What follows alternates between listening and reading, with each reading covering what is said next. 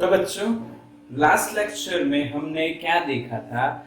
Last lecture में हमने देखा था बच्चों Newton second law. Newton second law, और वो हमारा बिल्कुल पक्का हो चुका है। So don't worry about it. बिल्कुल सिंपल, फर्स्ट भी हो गया, सेकंड भी हो गया। हाँ, पर सेकंड में हमने इक्वेशन को डिराइव कर लिया। उसके बाद उसके बारे में कुछ इंपॉर्टेंट पॉइंट्स आपको डिस्कस करने चाहिए। तो हमने क्या डिस्कस किया था सेकंड लॉ के बारे में?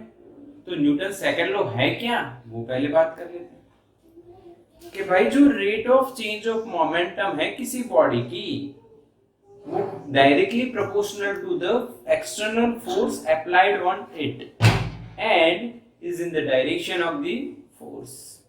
यानी किसी बॉडी की जो मोमेंटम है वो चेंज होने का जो टाइम रेट है, time rate of change of momentum, वो किसके बराबर होता है, किसके प्रोपोर्शन में होता है?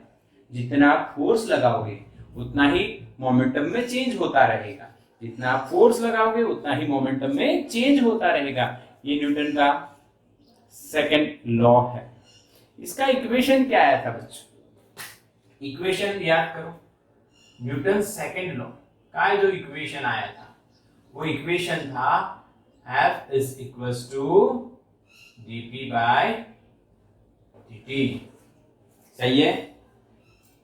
Time rate of change of momentum is directly proportional to external force applied on the body and in the direction of and it is in the direction of the force और in the force, it is in the direction of the force.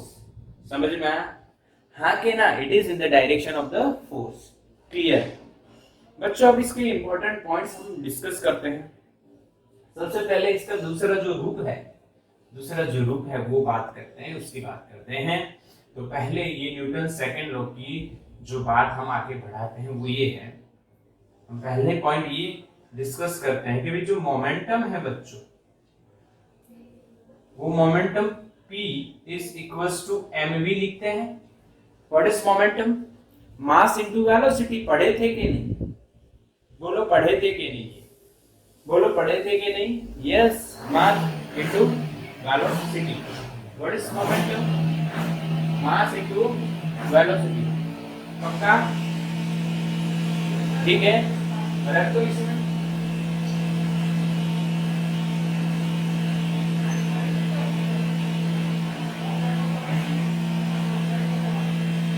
सही है? रुको 2 minute, एक गाड़ी है भाई। तो बच्चों ये ऐसा लिख सकते हैं हम लोग। यस, लिखते हैं हम लोग। इसमें एक केस लेते हैं भाई। If case one if m यानी कि mass is constant, then force is equals to m, बाहर आ जाएगा dv बाई dt होगा। बोलो समझ में आया कि नहीं? When mass is constant तो मास को बाहर ले लो, जो कांस्टेंट होता है उसको हम बाहर लेते हैं, उसका डिफरेंशिएशन नहीं करते हैं। और dv बाई dt क्या लिखा जाएगा बताओ? dv बाई dt क्या लिखा जाएगा बताओ? अरे एक्सेलरेशन।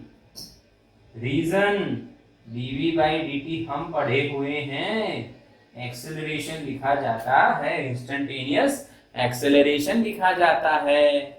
तो कोई तकलीफ आई कि इस वाले में? बिल्कुल भी नहीं, बिल्कुल भी नहीं। केस 2 क्या होगा बच्चों? Case 2, if mass is variable then and velocity is constant. हो सकता है सर? यस, हो सकता है। देन हम क्या करेंगे? यानी कि मास कांस्टेंट नहीं है, यहां पे मास कांस्टेंट था, अब मास वेरिएबल है। ऐसा कौन सा केस है? तो एग्जांपल मैं देता हूं इधर। जेट पंप या वाटर पंप आता है ना, पाइप ले लिया और उससे पानी निकल रहा है, तो वो जेट पंप जो होता है वो पानी छोड़ता है, अलग अलग अलग मास, एक रेट ऑफ मास वो बाहर निकलता है। दूसरा एग्जांपल आता है इसमें रॉकेट का, जिसमें मास चेंज होता है। जैसे रॉकेट ऊपर जाता है तो उसमें बहुत भारी मात्रा में जो फ्यूल भरा हुआ होता है, वो भारी मात्रा में भरा हुआ फ्यूल जो है बच्चों धीरे धीरे धीरे खत्म होता रहता है। तो खत्म होता है तो रॉकेट का मास जो है वो कम होता है, तो मास चेंज होता है। मान लो वेलोसिटी कांस्टेंट है, और डिटेल में रॉकेट का अलग से केस डिस्कस करना पड़ेगा। जैसे हम इंक्लाइन अलग से डिस्कस करने वाले थे, उसी तरह से ये भी अलग से डिस्कस होगा। ठीक है, तो चलो तो बात करते हैं बच्चों रॉकेट और जेट पंप जैसे केस की, जिसमें मास वेरिएबल है और वेलोसिटी कांस्टेंट है। तो इस इक्वेशन से हम क्या लिख सकते हैं, फ्रॉम इक्वेशन 1, कहां से लिख रहे हैं हम लोग, फ्रॉम इक्वेशन 1। वेलोसिटी कांस्टेंट है तो उसको बाहर ले लीजिए और dm by dt हो जाएगा बच्चों। हाँ के ना, समझ में आया, समझ में आया। dm by dt जो है बच्चों rate of change of mass बोला जाता है, rate of change of mass. और इसका यूनिट क्या होगा, ऊपर मास है नीचे टाइम है, तो केजी पर सेकेंड ऐसा यूनिट, केजी पर सेकेंड ऐसा केस आएगा। ऐसा सम करना पड़ेगा बच्चों। तो बोलो पहले जो दो केस है समझ में आया। अच्छा, कई चीज में यानी कि रॉकेट में दोनों वेरिएबल हो, वो भी होगा ना, वो भी होगा ना। Case 3 if m and v both are variable, then what happens, then क्या करेंगे, दोनों वेरिएबल हैं तो फ्रॉम इक्वेशन 1 भाई प्रोडक्ट रूल लगेगा, f is equal to m constant dv by dt plus v constant dm by dt। हाँ के ना बोलो, कौन सा रूल लगा भाई, product rule of differentiation.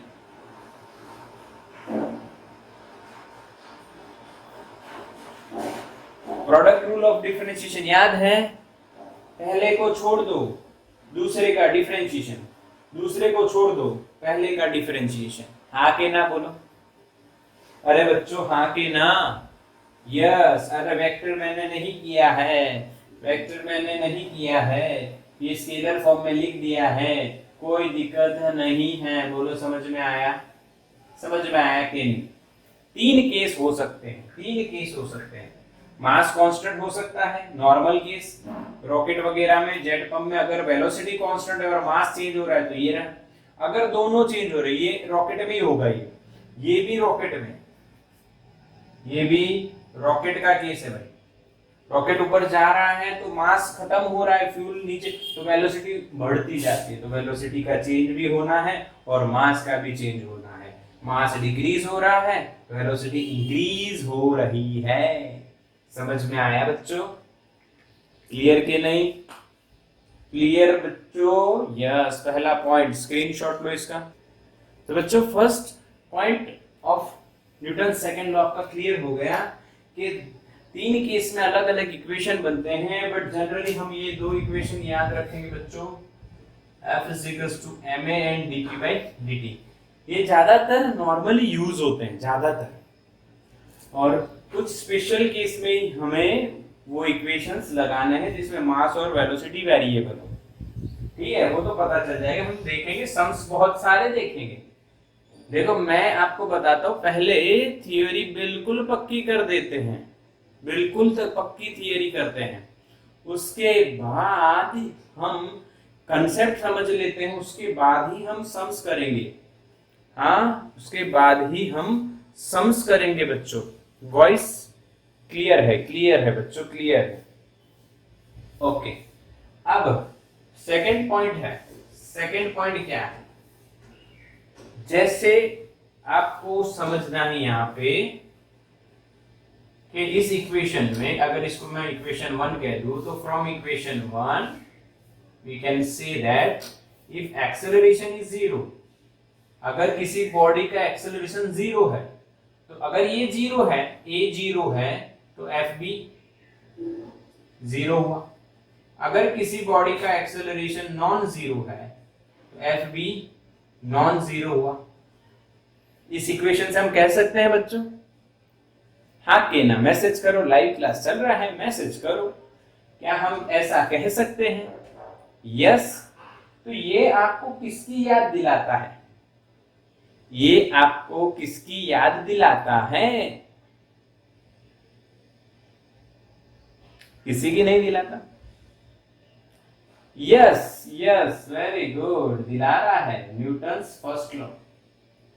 Newton's first law. तो यानी हम कह सकते हैं कि Newton second law is consistent with the first law. Consistent with the first law. हाँ, यानी दोनों चीज जुड़ी हुई है। ऐसा नहीं है कि न्यूटन ने सेकेंड लॉ बनाया तो पहला लॉ गलत हो गया, उसका कोई रिलेशन नहीं, उन्होंने बताया रिलेशन है, ठीक है। अब थर्ड पॉइंट क्या हो? Force is a vector quantity. Force बच्चों कैसी क्वांटिटी होती है? वेक्टर क्वांटिटी होती है। अब वेक्टर क्वांटिटी में कई बार क्या होता है, जैसे हमने प्रोजेक्टाइल में देखा था चैप्टर नंबर 4 में, कि आपको सिर्फ एक्स डायरेक्शन का काम है, हाँ, वाई डायरेक्शन का कोई काम ही नहीं। तो यहाँ पे भी ऐसी पॉसिबिलिटीज हो सकती हैं कि सिर्फ आपको एक्स डायरेक्शन का फोर्स देखना है, वाई का नहीं देखना है, सिर्फ वाई का देखना है, एक्स का नहीं देखना है, सिर्फ जेड का देखना है, एक्स वाई का नहीं देखना है। ऐसी पॉसिबिलिटीज हो सकती हैं। उस टाइम पे आप क्या करोगे? उस टाइम पे आप एफ एक्स लोगे, एफ वाई लोगे या एफ जेड लोगे। अगर एक्स डायरेक्शन का फोर्स देखना है तो एफ एक्स लेना है, वाई का एफ वाई लेना है, जेड का एफ जेड लेना है। तो इस इक्वेशन में आप p का भी x कंपोनेंट लोगे और a का भी x कंपोनेंट लोगे, जो वेक्टर है उनके x कंपोनेंट हो जाएंगे। यहाँ पे y कंपोनेंट, यहाँ पे y कंपोनेंट, लास्ट में z कंपोनेंट, यहाँ पे भी z कंपोनेंट। बोलो समझ में आया बच्चा? क्या इसका डिटेलिंग करना जरूरी है कि सिंपली समझ में आ रहा है? हाँ, क्या इसका डिटेलिंग करना जरूरी है? नहीं, समझ में आ गए, बिल्कुल सरल है, बिल्कुल एकदम सिंपल लॉजिक है कि भाई एक्सेलरेशन और मोमेंटम दोनों वेक्टर हैं, तो उनके एक्स एक्स कंपोनेंट लिख दो। अरे सही है, अरे सही है, समझ में आ रहा है पॉइंट बिल्कुल, हाँ के ना बोलो। यस बच्चों, बिल्कुल समझ में आ रहा है, दिख भी क्लियर रहा है। ओके, चौथा इंपॉर्टेंट पॉइंट ये है, न्यूटन सेकंड लॉ में जब हम फोर्स की बात करते हैं तो वो फोर्स रिजल्टेंट है ऑफ एक्सटर्नल फोर्सेस। जब हम F लिखते हैं, यहाँ पे F लिखा है, वहां पे मैंने लिखा है ext, that means what? Force F is resultant of all the external forces acting on the body। ये खास आपको समझना है। फॉर एग्जाम्पल बच्चों, ये एक बॉडी है, तो जब वो F फोर्स के अंदर मोशन में आती है तो अंदर कुछ पार्टिकल्स हैं, मान लीजिए 2 पार्टिकल मैंने लिए A और B, बहुत सारे अंदर पार्टिकल्स हैं, एक बॉक्स है उसके अंदर पार्टिकल हैं। तब इसमें जब हम फोर्स लगाते हैं, तब जब न्यूटन सेकंड लॉ लिखेंगे तो कौन से फोर्स लिखने? तो यहाँ पे देखो, एक फोर्स लगेगा A पे, जो B लगाएगा, और B पे A लगाएगा। ये म्यूचुअली अट्रैक्शन फोर्स होता है बिटवीन द मॉलिक्यूल्स, तो ये इंटरनल बोला जाता है। तो यहां पे FAB and FBA are internal forces, and their resultant is 0। तो जो फोर्स लिखेंगे वो किसका रिजल्टेंट लिखेंगे? एक्सटर्नल का, इंटरनल कंसीडर नहीं करना है बच्चों। क्यों? अब आप पूछोगे सर इंटरनल का रिजल्टेंट कैसे 0 होता है, ये बताओ। तो इसका लॉजिक ये है, अगर ये बॉक्स यहाँ पे पड़ा होता और ये A है और ये B है, A पे B लगा रहा है फोर्स, B पे A लगा रहा है फोर्स, कोई बाहर से कोई फोर्स नहीं लगता, तो इसका एक्सेलरेशन कितना होता है? 0, no external force, then acceleration is 0। एक एग्जांपल देता हूं बच्चों, यहाँ पे मेरे पास ये डस्टर है, अभी ये रेस्ट पे है या मोशन में, बताओ? रेस्ट पे है, यस। अब इसके अंदर जो मॉलिक्यूल है, जैसे कि ए बी मैंने यहाँ पे बताया, तो उन ए बी ने एक दूसरे पे अभी फोर्स लगा रहे हैं, तो यस लगा रहे हैं। ऐसे बहुत सारे पार्टिकल्स एक दूसरे पे फोर्स लगा रहे हैं, बट ये मोशन में नहीं है, इसका मतलब इसका एक्सेलरेशन 0 है। इसका मतलब उन जो इंटरनल फोर्सेस की बात करें उनका रिजल्टेंट भी 0 है, उनका रिजल्टेंट भी 0 है। जो इंटरनल फोर्सेस की हम बात करें उनका रिजल्टेंट क्या होता है बेटा? 0। इसीलिए मैंने लिखा इंटरनल फोर्सेस जो होते हैं उन सभी का रिजल्टेंट क्या आएगा? हमेशा 0। तो in Newton's second law we have to consider only the resultant of the external forces, not the resultant of the internal forces, because the resultant force of the internal forces is always 0. This is the logic. This is the logic behind this statement. This statement is very important. We have to consider only external forces, not internal forces in the calculation of the external force, or in the calculation of Newton's second law we have to consider only the external forces। yes or no बच्चों, समझ में आया? Clear के नहीं? क्या आप जीवन में ये डाउट रहेगा कि इंटरनल फोर्सेस हैं कि नहीं? भाई इंटरनल फोर्सेस हैं, पर उनका रिजल्टेंट क्या है? 0, इसीलिए एक्सटर्नल। फिफ्थ पॉइंट है बच्चों, फिफ्थ पॉइंट ये है कि भाई जो एक्सेलरेशन है उसके पास कोई मेमोरी नहीं होती है, कोई मेमोरी कार्ड नहीं होता है कि जिससे वो स्टोर कर ले, जिससे वो क्या कर ले? स्टोर कर ले। ये बात समझने वाली है और बढ़िया बात है कि भाई जो एक्सेलरेशन है उसके पास कोई मेमोरी नहीं होती, इसका मतलब वो कुछ स्टोर नहीं कर पाएगी। It does not depend on the past, it depends on the present, it depends on the present. समझ में आया? हाँ कि नहीं? क्या समझाऊं? एक एग्जांपल लेके बोलो, एक एग्जांपल लेके समझा देता हूं।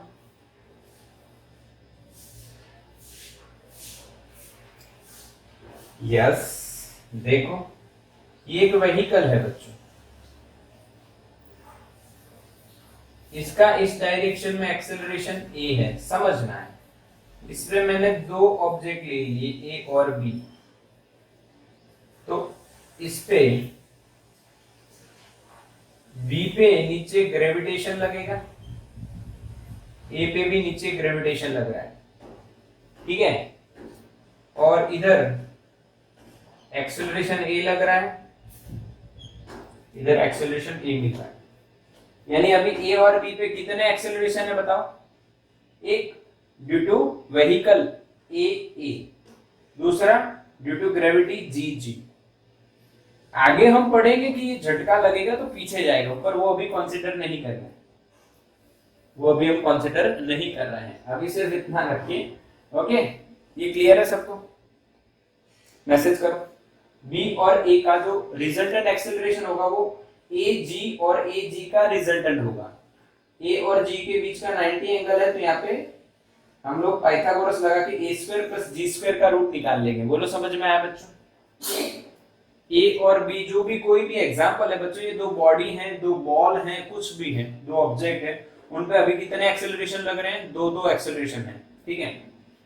अभी आगे चल रहा है, आगे चल रहा है, व्हीकल आगे जा रहा है, बट अब बी अंदर है, अभी भी इसका एक्सेलरेशन ए ही है, तो बी पे कितने एक्सेलरेशन लगेंगे? ए और नीचे जी। बट ए को हमने बाहर फेंक दिया, ए को हमने बाहर फेंक दिया, तो उसके ऊपर अब कितना एक्सेलरेशन लगेगा? सिर्फ जी। जैसे ही हमने उसको बाहर फेंक दिया, व्हीकल से मिलने वाला जो एक्सेलरेशन है वो भूल जाएगा, वो याद नहीं रखेगा कि पहले मेरे पे इतना फोर्स लग रहा था व्हीकल से, तो अब मुझे उतना ही फोर्स लगना चाहिए क्योंकि मैं याद रखता हूं। पर ऐसा कोई याद रहता नहीं है। बोलो समझ में आया? आके ना, acceleration depends on the instantaneous force, not past or not on the future, not on the past, not on the future, it depends on the instantaneous। बिल्कुल पक्का।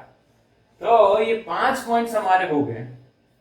हालांकि एनसीईआरटी हमें 4 ही पॉइंट देती है, मैंने जो इक्वेशन था उसको पॉइंट में लिख दिया, इसलिए कोई दिक्कत नहीं, 4 पॉइंट है, ये चारों 4 पॉइंट हमारे सामने है। पहला, वो कंसिस्टेंट है with equation A, Newton's first law. Second law is consistent with the first law. Vector है तो 3 कंपोनेंट फॉर्म में हम लिख सकते हैं। सेकंड लॉ में जो F लिखते हैं वो only resultant of external forces है, इंटरनल का 0 हो जाता है। एंड एक्सेलरेशन के पास कोई मेमोरी नहीं होती। बोलो समझ में आया बच्चों? तो बढ़िया, बिल्कुल बढ़िया है, आपको बिल्कुल पूरा सेकंड लॉ पक्का हो गया है। तो इसका स्क्रीनशॉट निकाल लो। तो बच्चों सम्स करते हैं अब। न्यूटन सेकंड लॉ के 2 सम हमें एनसीईआरटी देती है और दूसरा मॉड्यूल है उसमें और सम्स हैं जो आपका कंसेप्ट क्लियर करेंगे। बाकी कथा है एकदम सिंपल। न्यूटन सेकंड लॉ आपको पता होना चाहिए बस।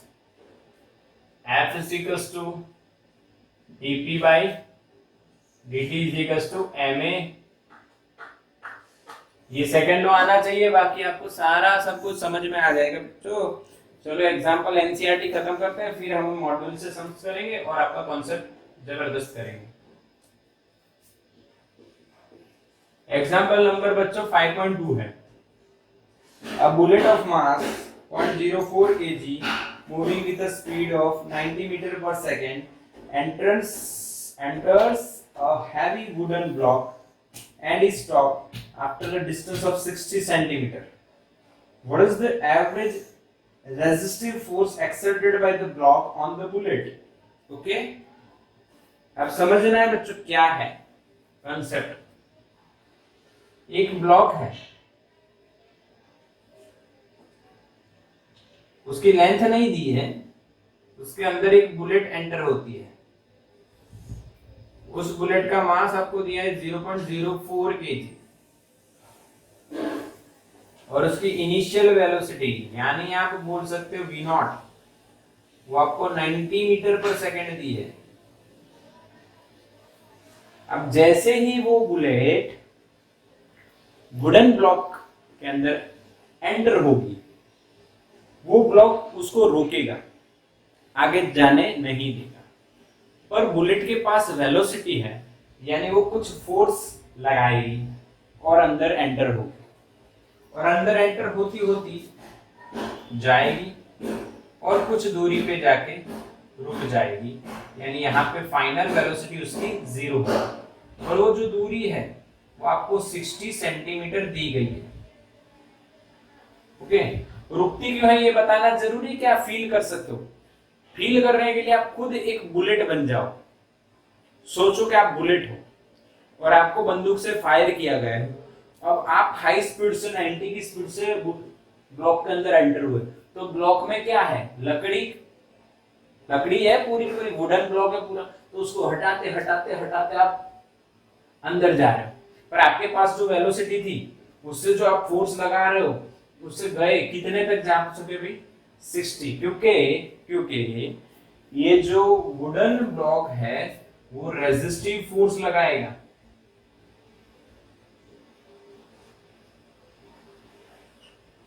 अपोजिट डायरेक्शन में, वेलोसिटी की अपोजिट डायरेक्शन में रेजिस्टिव फोर्स लगाएगा। तो आपको ये resistive force by the block कितना है वो कांस्टेंट एक्सेलरेशन भी मानना है यहाँ पे, क्योंकि कुछ दिया नहीं है कंसेप्ट इसका अलग से।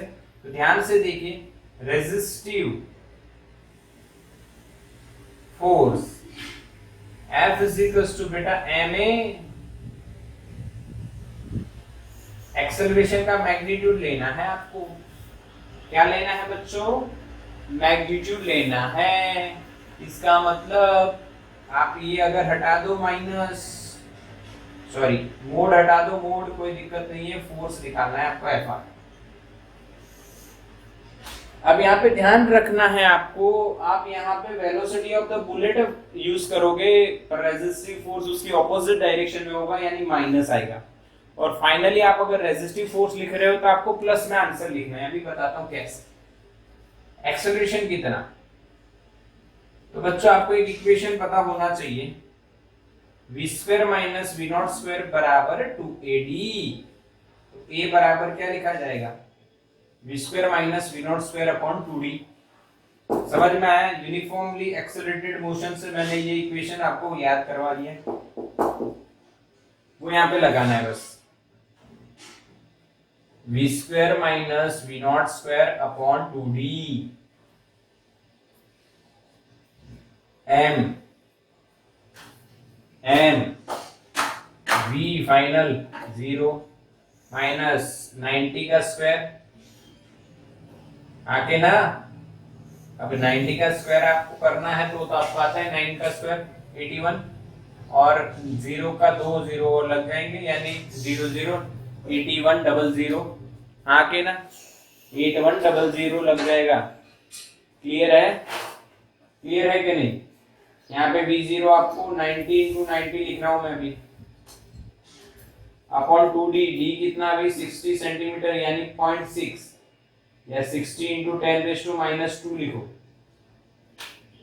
और इसको सॉल्व करो। अच्छा, मास की वैल्यू लिखना रहेगी, मास की वैल्यू दी है भाई, यस 0.04। तो 0.04 को क्या लिखेंगे? 4 इंटू 10⁻²। कैलकुलेशन इजी हो जाएगी इसलिए ऐसा लिखा गया है जी। देखो सॉल्व करो, 2 2 जा 4, क्लियर? ये 2 और ये 60 का 30, और ये 30 3 जा 90, ठीक है? ये 10⁻² और ये 10⁻² कट, यानी ऊपर सिर्फ 90 इंटू 3 बचा है। तो 90 इंटू 3 क्या होता है बच्चों? -270 न्यूटन। पर बच्चों एक बात सीखिए, अगर आप रेजिस्टिव फोर्स लिख रहे हो तो माइनस नहीं बताना है, माइनस नहीं बताना है। रेजिस्टिव का मतलब ही ये होता है कि भाई, रेजिस्टिव का मतलब ही क्या है? उसका डायरेक्शन ऑपोजिट है। माइनस आना मतलब डायरेक्शन किस डायरेक्शन में भी? Left side. Bullet right side में जा रही है और उसकी जो रेजिस्टिव फोर्स है ड्यू टू वुडन ब्लॉक, ये वुडन ब्लॉक है, इसका जो रेजिस्टिव फोर्स है वो ऑपोजिट डायरेक्शन में लगेगा, इसीलिए यहाँ पे क्या आ रहा है? माइनस। एनसीईआरटी में आप देखोगे तो आपको प्लस दिखेगा, क्योंकि उन्होंने पहले एक्सेलरेशन फाइंड किया और उस एक्सेलरेशन को इस डायरेक्शन में उन्होंने पॉजिटिव लेके रखा है, इसलिए प्लस आता है। एक और एग्जांपल आप ट्राई करो इसी का, सेम आपको ट्राई करना है। यहाँ पे ये बुलेट है, बुलेट की जो वेलोसिटी है वो इस बार 100 मीटर पर सेकेंड है, और मास जो है वो इस बार 0.01 किलो है, और जो डिस्टेंस ट्रैवल करती है भाई वो है 100 सेंटीमीटर, और उसके बाद वो रेस्ट पे आ जाती है, यानी फाइनल वेलोसिटी इज 0। तो find resistive force on the bullet by the wooden block, F R find करो। चलो 2 मिनट है। 1 मिनट में हो जाएगा। चलो सबका अलग अलग आंसर आ रहा है, किसी का 50 आ रहा है, किसी का 0.5 आ रहा है। ज्यादातर बच्चों का अब मेरे को दिख नहीं रहा है, मैसेज आ रहा है, पर ठीक है 0.5 और 50 मेरे को अल्टरनेटिवली आते दिख रहे हैं। सॉल्व करते हैं इसको, क्या दिक्कत है। F R is equals to M A M into A acceleration V square minus V naught square upon 2d, यही होना है। तो मास की वैल्यू कितनी है भाई, 10⁻², यस और नो, 0.01 यानी 10⁻²। Final velocity is 0 minus initial velocity is 100 metre per second, यानी 100 यानी 10⁻4, उसका स्क्वायर करना है। 100 का स्क्वायर क्या होगा, 10,000 भाई, 10,000 उसका स्क्वायर होगा 10⁻² का स्क्वायर 10⁻4, 2 इंटू डी। बच्चों डी कितना है, डी 1 मीटर, तो ये 1 आ जाएगा। ठीक है भाई, ठीक है भाई। तो यहाँ पे बच्चों आंसर आएगा 50 न्यूटन इज करेक्ट। हाँ रेजिस्टिव है यानी आगे माइनस रखना बनता है, समझ में आया। माइनस क्या बताता है आपको, इस डायरेक्शन की इंडिकेशन देता है कि रेजिस्टिव फोर्स इधर है, बाकी कोई दिक्कत नहीं है। समझ में आया। ये 10 की 4 है, ये 10 की -2 है। जब इनका प्रोडक्ट होगा तो यानी मल्टीप्लिकेशन होगा 10⁻² इंटू 10⁻4, तो 4 - 2 यानी 10⁻2 यानी 100 बच्चों 50 आएगा। बोलो सही है, बोलो सही है। यानी इसमें टेंशन नहीं लेना है, टेंशन नहीं लेना है, इसका स्क्रीनशॉट ले लेना है। चलो जल्दी,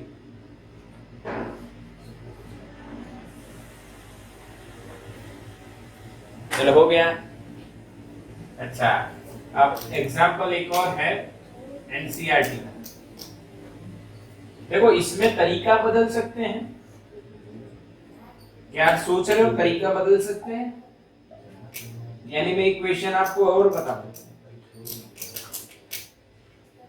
अगर वुडन ब्लॉक का रेजिस्टेंस 100 न्यूटन है, इनिशियल वैल्यू से 100 है, मास इतना है, तो कितनी दूरी पे जाके रुकेगा, यानी डी फाइंड करना है। समझ में आया कि नहीं? हाँ कि ना, हाँ कि ना। अच्छा दूसरी बात, अगर रेजिस्टिव फोर्स दिया हो और ऐसे कहे कि 10 सेंटीमीटर के बाद या 20 सेंटीमीटर के बाद वेलोसिटी कितनी, तो v फाइंड करना है, बाकी सारी वैल्यू दी है। बोला आया कि नहीं है? बोलो हाँ के ना बच्चों। उसके बाद टाइम दिया हो, टाइम पूछा हो, यानी v = v0 + 80 लग जाएगा।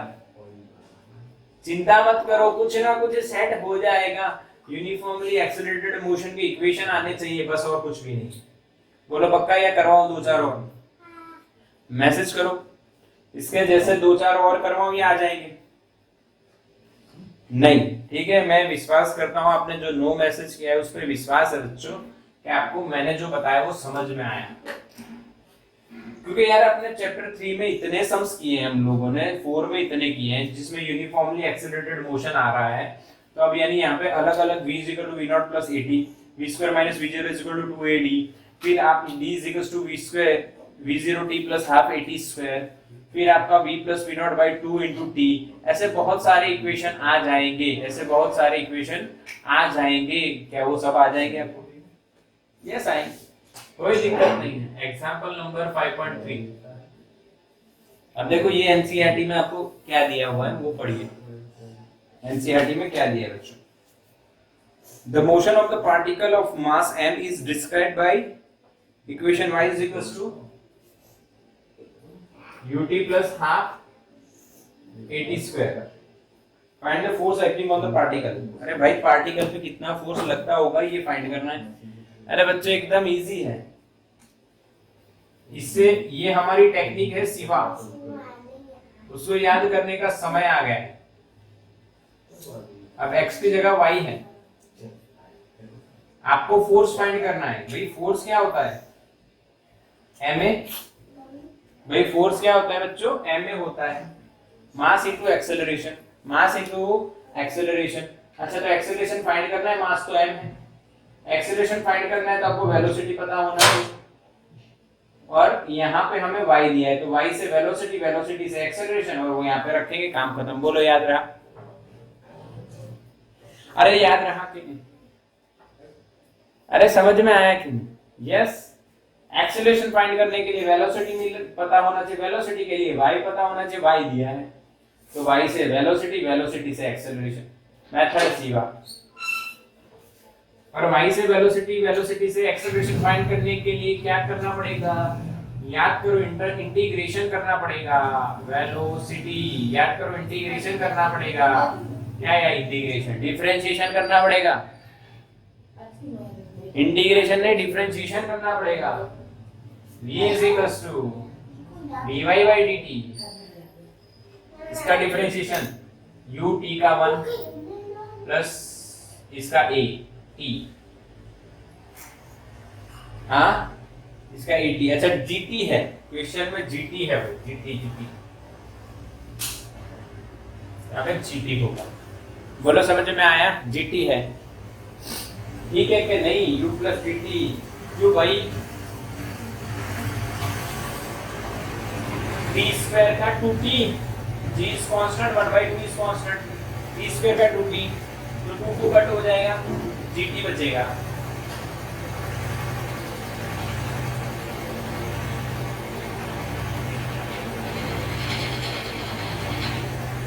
अब आपको एक्सेलरेशन फाइंड करना है।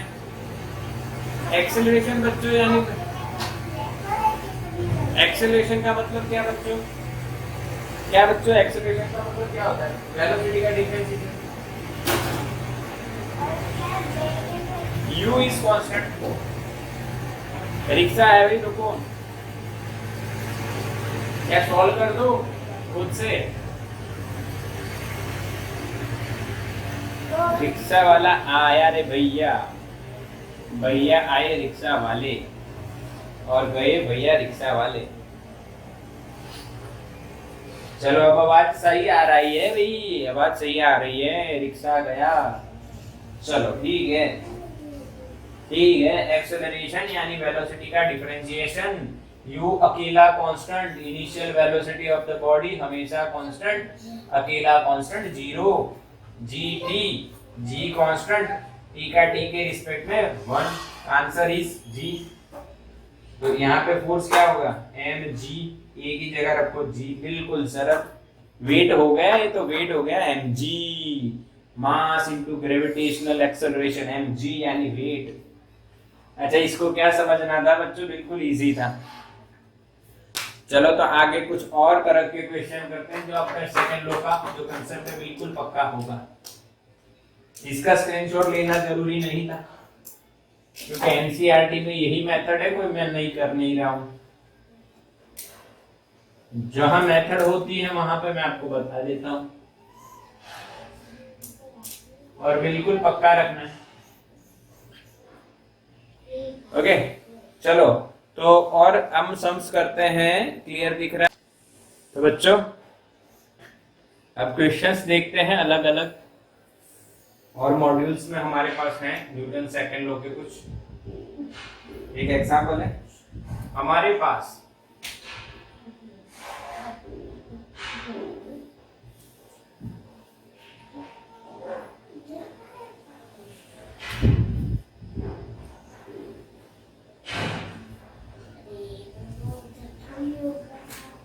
ये क्वेश्चन है, force is given in vector form, acceleration is given in scalar form, then you have to find out the mass of the body. We all know what is the equation for the mass.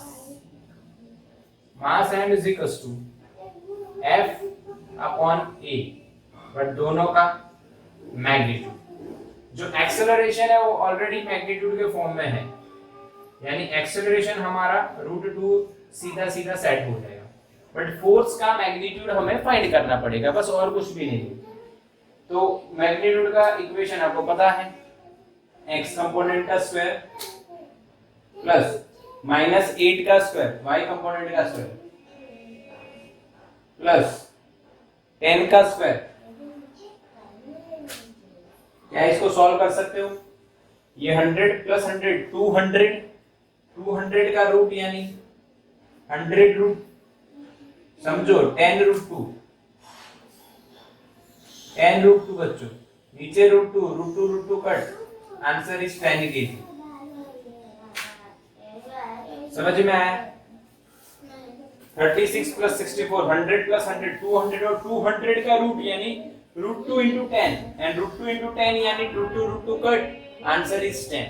बोलो समझ में आया? आगे ना बच्चों, clear है? Yes clear है। अगर यहाँ पे मास दिया होता और एक्सेलरेशन फाइंड करना होता तो क्या होता? एक एग्जांपल और करवा देता हूँ आपका। आता तो है आपको बट थोड़ा सा मेरे को क्लियर करवाना है। मैंने लिखा भाई 6i कैरेट। अच्छा यही क्वेश्चन, सेम क्वेश्चन, इसी क्वेश्चन में आपको ध्यान से देखना बच्चों। इसी क्वेश्चन में आपको अगर यही क्वेश्चन रखते हैं f is equal to 6i minus 8j plus 10k caret, ठीक है, और मास इज गिवन 10 kg, तो एक्सेलरेशन कितना? तो रूट 2, तो कितना आएगा? रूट 2। बट बच्चों यहाँ पे आपको पहले क्या करना पड़ेगा? यहाँ पे आपको पहले एक्सेलरेशन का वेक्टर फाइंड करना पड़ेगा। एक बात नोट कीजिए, f अपॉन m इस इक्वेशन से f is equal to ma, a is equal to f by m। ध्यान से समझो, 6i minus 8j plus 10k caret vector form, ठीक है? आके ना, या फिर आप इसका मैग्नीट्यूड ले लीजिए, इसका मैग्नीट्यूड ले लीजिए, तो इसका मैग्नीट्यूड आपको मिल जाएगा। दो तरीके हैं, 10 रूट 2, सही है ना? f का मैग्नीट्यूड 10 रूट 2 आ रहा है और इसका मास इतना है 10, answer is 2 root 2 metre per second square. पर मान लो आपको एक्सेलरेशन का वेक्टर बोला होता तो इसको हटा दो, इसको हटा दो, इसको हटा दो, तो 10 रूट 2 नहीं आएगा। अब आपको फोर्स वेक्टर फॉर्म में लिखना है 6i caret minus 8j caret plus 10k caret, नीचे मास 10 kg, सबको 10 से डिवाइड कर दो तो 0.6i 6 अपॉन 10 माइनस 0.8j और plus 1k caret, this is the acceleration vector. बोलो समझ में आया? अब इसका मैग्नीट्यूड आप फाइंड करोगे तो आपको रूट 2 आंसर मिलेगा। आपको कितना आंसर मिलेगा? रूट 2। बोलो ये भी क्लियर? यानी जब वेक्टर दिया हो तब चिंता मत कीजिए, आपको आ जाएगा। अगर इसमें क्वेश्चन ऐसा दिया हो तो find acceleration is x in x component, तो डायरेक्ट आंसर आएगा 6 upon 10, x is 6 upon 10 0.6 metre per second square. क्यों? यहाँ पे एक्सेलरेशन इन x डायरेक्शन पूछा है, तो फोर्स भी कौन से डायरेक्शन का लेना है? x डायरेक्शन का। फोर्स भी कौन से डायरेक्शन का लेना है? x डायरेक्शन का। बोलो समझ में आया? हाँ के ना बोलो। y डायरेक्शन में एक्सेलरेशन कितना? तो 8 upon 10 minus 8 upon 10 minus 8 upon 10 0.8। हाँ के ना? माइनस 0.8 इस तरह से हो सकता है। चलो क्लियर। अब वो वाटर जेट वाला एक एग्जांपल देखते हैं, तो इसका स्क्रीनशॉट ले लो बच्चों, फटाफट लो। चलो बच्चों, एक वाटर जेट वाला जिसमें मास वेरिएबल है ऐसा क्वेश्चन हम देखते हैं। तो एग्जांपल देखते हैं, एक 5 kg का ब्लॉक है बच्चों और फ्रिक्शन नहीं है यहाँ पे, क्योंकि अभी तक हम फ्रिक्शन नहीं पढ़े हैं, तो फ्रिक्शन लेस सरफेस है और उस पे एक वाटर जेट जो है, जेट पंप है, उससे उस पे स्ट्राइक हो रहा है और उसमें से जो पानी आ रहा है, यहाँ पे वाटर जेट है जो इस पे वाटर स्ट्राइक करवा रहा है। कितने रेट से स्ट्राइक करवा रहा है? 3 kg पर सेकेंड और उसकी वेलोसिटी फिक्स है। इसकी वेलोसिटी उन्होंने दी है 4 मीटर पर सेकेंड। तो find the initial acceleration of the block. समझ में आया बच्चों? क्या करना है? Initial acceleration of the block आपको फाइंड करना है। तो कैसे फाइंड करोगे? एक्सेलरेशन का इक्वेशन तो फोर्स अपॉन मास होता है। फोर्स पता नहीं, मास पता है 5 kg। अब देखो इस ब्लॉक पे फोर्स कौन लगा रहा है? Water jet. तो force on block by water, water के लिए फोर्स, वाटर के कारण फोर्स कितना, तो F इज इक्वल टू, ध्यान से देखिए, velocity is constant, mass is changing with respect to time, kg per second, so that equation will become v into dm by dt, yes or no? अरे हाँ के ना, F बराबर dt by dt होता है बच्चों, d by dt of mv, in this case velocity is constant, so that dm by dt, v into dm by dt, yes or no? अरे आ गया, अरे आया कि नहीं, बिल्कुल पक्का हुआ, यस बिल्कुल पक्का करना है बस। तो वेलोसिटी कितनी है 4, rate of change of water, हाँ 3, खत्म, 4 3 जा 12 newton is force. Then finally acceleration of block, initial acceleration of block, A is equals to force upon mass of the block, mass of the block, force कितना लग रहा है 12, मास कितना है 5, कितना आएगा, सोचो कितना आएगा, सोचो कितना आएगा, अरे भाई सीधा है, 5 2 जा 10, 20, 5 4 जा 20 मीटर पर second square, this is the answer.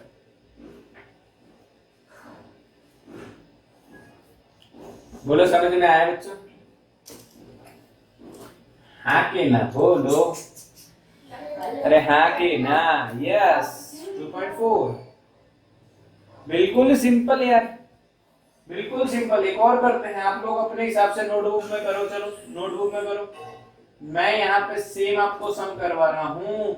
इस बार ब्लॉक का जो मास है वो मैंने बढ़ा दिया, नहीं घटा दिया मैंने 2 kg। अच्छा ऐसा मत सोचना ये छोटा और ये बड़ा, ऐसा क्यों ठीक है, यहाँ पे जो वाटर जेट है भाई, उससे जो वेलोसिटी निकल रही है वो भाई अब बढ़ गई है 6 मीटर पर सेकेंड, हाँ, और यहाँ पे मास का जो रेट है, पानी निकल रहा है, वो आपको दिया गया है 4 kg पर सेकेंड। तो find the initial acceleration of the block.